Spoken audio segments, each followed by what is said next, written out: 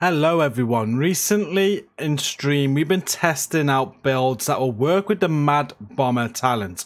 You may have been watching the streams. We put a couple of builds together and we tested them like you can see on screen now. There's like 2 or 3 builds that we came up with, and today I'm going to be kind of showing you 2 of them with my favorite one. It's very fun to use. I really do enjoy it, and yeah, we said we'd release this in the video once we found the perfect build for Mad Bomber. I really do think this is it, and I do want you to get involved with this as well. If this is the first time you're seeing me or you didn't see the streams or whatever, let me know how you'd make a Mad Bomber build. It'd be interesting to hear. Let me know down in the video comments and let me know what you think of this build as well, which we're going to show you in a few moments time. Before we do show you the build, if I could also just ask that you hit like and share on this video to support it, I'd really appreciate it. If you're new here, hit subscribe for more content from myself on the Division 2 and to catch my live streams. I'd appreciate that as well. But most importantly, we have a fantastic gaming community. It's huge on the Division 2. It's the biggest Division community outside of the main Division Discord on Discord.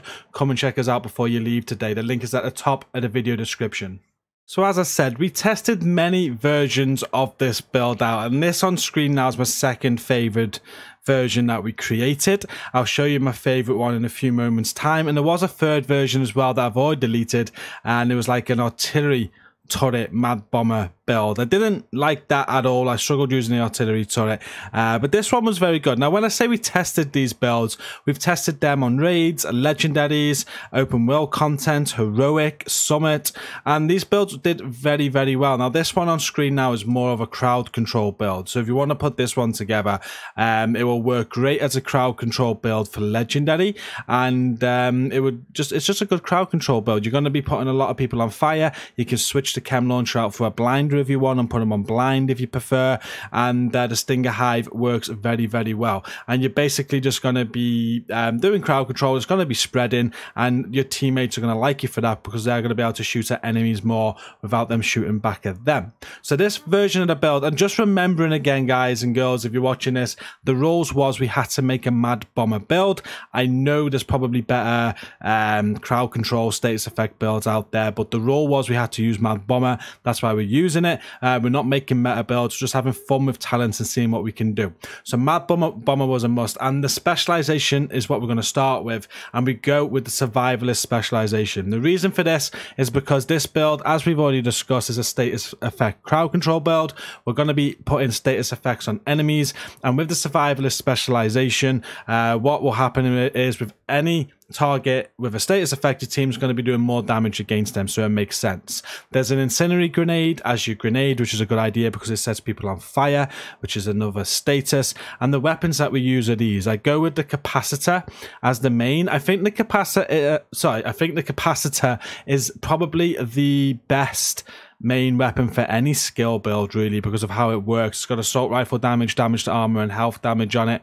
But it's the talent capacitance which brings it into its own, really, where shooting enemies build stacks to a cap of 40. Each stack grants 1.5% skill damage, and after 5 seconds stacks decay 1 per second. But also for every skill tier on the build, you gain 7.5% weapon damage, so it kind of like packs a little punch as well, even with 6 skill tiers. It's not great, but it is something, and it works very well for the build because with the stacks you're increasing your skills damage. Now the secondary on this build, I forgot who told me to put this on in stream, but it's a very good shout, and it's the everlasting gaze.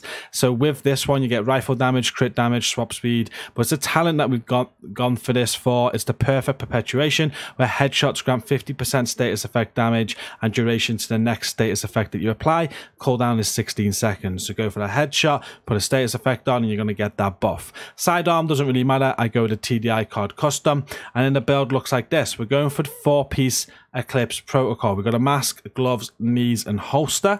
And what Eclipse Protocol does is 2 pieces gives you 15% status effects, 3 pieces gives you 15% skill aced and 30% hazard protection, and 4 pieces give you the indirect transmission talent, where your status effects now spread on kill to all enemies within 10 meters and refresh 50% of the duration.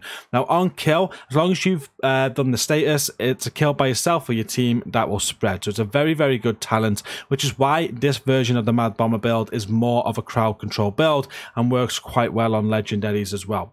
Now we got 4 pieces: the mask, gloves, knees, and holster, like I said, and you want to roll status effects on every single one of those pieces with a skill ace mod on the mask.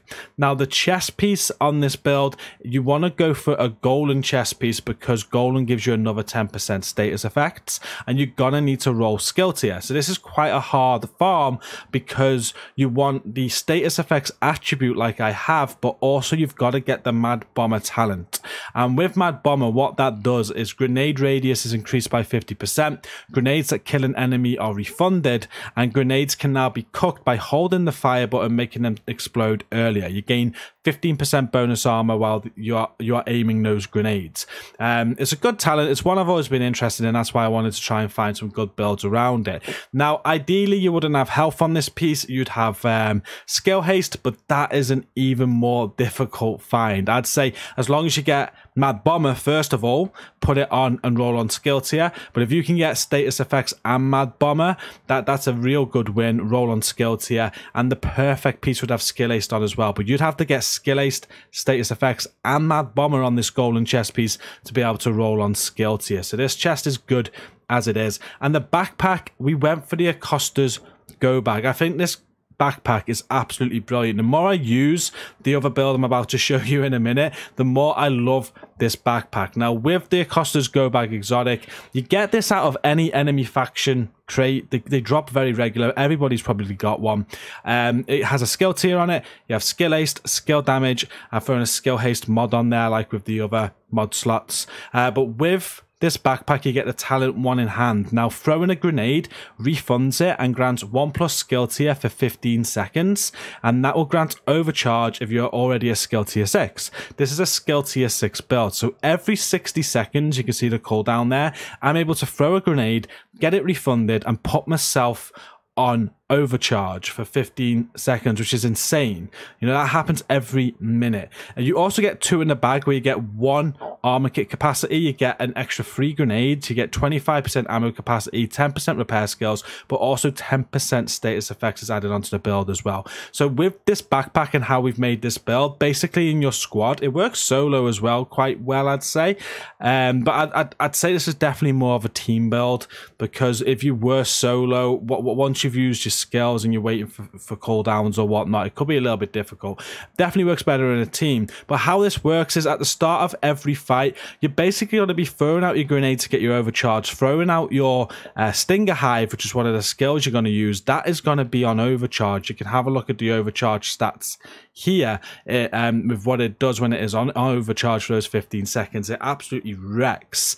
And then what you do as well, once you've got the overcharge and thrown the Stinger Hive out, you then use your chem launcher as well to throw a few fire overcharge chems out. It's insane. You start every fight with that, and it's brilliant. Now with the overcharge, the Stinger Hive is normally gone if you throw it into a good crowd right away, and the overcharge kind of recharges it for you and you can go again, and it just works an absolute treat. So with this build, I go Stinger Hive and chem, but as a crowd control build, you can take that chem out for a blind of Firefly if you like, or anything that you want to try and help you crowd control. So as I said, this was the second favorite way I came up with. I just wanted to show it you because I did enjoy using this, and it was my favorite way of making this build before I made the other version. Now, the other version is this.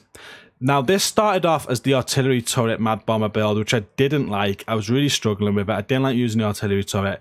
And after a few minutes chat with Penny, we changed it to the Stinger Hive, which is what updated the other build as well. But it fastly became my favorite version of the build, and for the same reasons what I just said. Rather than being like a crowd control build, I still use it the same way, where I kind of like started a fight, got overcharged, thrown the hive out, but I put a sticky bomb on it and made it and carried it on with like an explosive damage build from when we had it as the artillery turret. And the sticky is insane.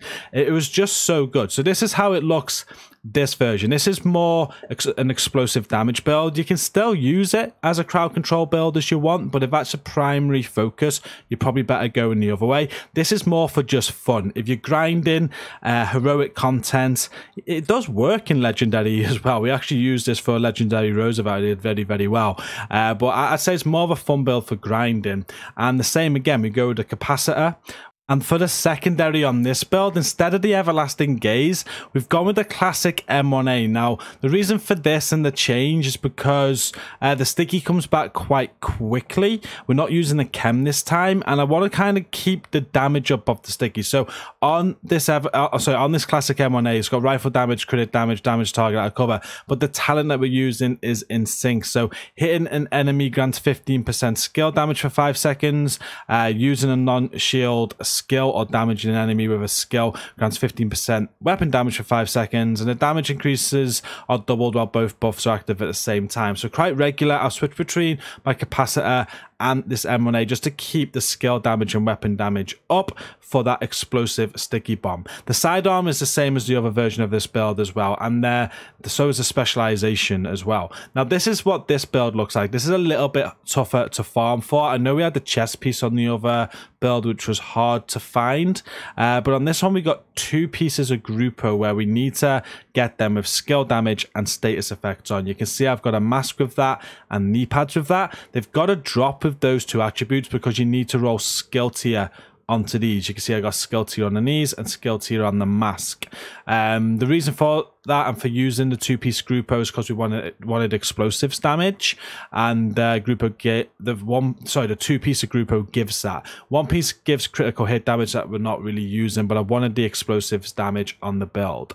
We've also got more explosive damage from the China Light holster there. Again, you're going to want status effects and skill damage on that with the skill tier, and then we use 2-piece Wyvern. So we've got the chest piece there with status effects and skill damage, and that's got the Mad Bomber talent on, which is what we're working around, and you got the gloves again with skill damage and status effects and the skill tier. Now with Wyvern, for having 2 pieces, we're getting the skill damage and we're getting the status effects brand set bonuses as well. And again, we're using the Acosta's go bag for the exact same reason as before, and the mods on the build are all 3 skill haste mods. So that's this build, and as I've just stated, we're using the Stinger Hive again, and this time we're using the Sticky Bomb. And if you just want to have a quick look at the Sticky Bomb, this is insane when this is on overcharge. So you're gonna throw that grenade out, get it refunded every 60 seconds to put yourself on 15 seconds of overcharge, and that increases the damage by 80% of the Sticky Bomb, but also the blast radius by 200%. If you're watching me on the streams, I killed myself so often because of that. It takes a bit of getting used to because the radius is absolutely huge, and you can do that every single 60 seconds with the Acosta's go bag. So you're pretty much starting off any encounter with overcharged Stinger Hive and overcharged Sticky Bomb, not to mention the grenade that you're going to be throwing out, the incendiary grenade with the extra 50% radius as well, which you can cook if you need to. It's such a fun build to use. I've had a lot of fun making this build. I've had a lot of fun showing this build off in the streams for you as well. And that brings us to the end of the video. You can see on screen now, again, just starting off an encounter by throwing out a grenade, getting the overcharge procced, getting that Stinger Hive out, and then hitting them with a sticky. We're just about to do that. And that's pretty much how the build works all the time. Just watch how it damages all those enemies. Watch that radius go up of the Stinger Hive. All those health bars ticking down, making it easy work for my team. And they just die. As simple as that. It's such a fun build to use. As we said at the start of the video, this build was all about using Mad Bomber and finding the best way of using it. I felt I was very happy with this way, but I'd like to hear how you would make a Mad Bomber build. So do let me know in the video comments. And if you do make this build and give it a go, let me know what you think as well. I'm having a lot of fun with it. Penny loves it as well. We've used it on Legendary and it works too. It's such a fun build. We're ending it there though. Thank you for watching this video today. And as I asked earlier, if you could please hit like and share on the video to support it. Subscribe if you're new here for more Division content from myself. And now we're done, come and check out that amazing community linked at the top of the video description. You won't regret it, and I'll see you in there. Thank you for watching this. Stay safe and peace out.